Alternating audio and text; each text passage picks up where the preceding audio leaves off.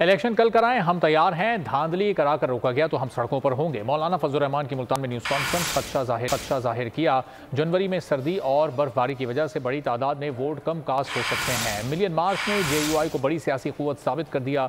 जुज़वी तौर पर हमने वजारतें चलाई। उन्होंने कहा कि मस्जिद वस्ता में कशीदगी पर OIC इजलास फौरी तलब करने का मुतालबा करते हैं। कहा, मगरबी ममालिक खुद इंसानी हुकूक के कातिल हैं।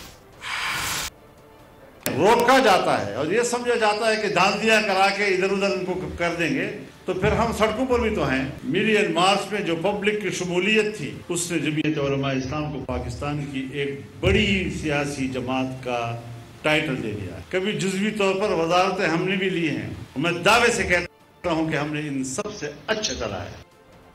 21 अक्टूबर से मायूसी के बादल छटना शुरू हो जाएंगे। नवाज शरीफ का साथ देने का मतलब खुशहाल और आज़ाद पाकिस्तान है।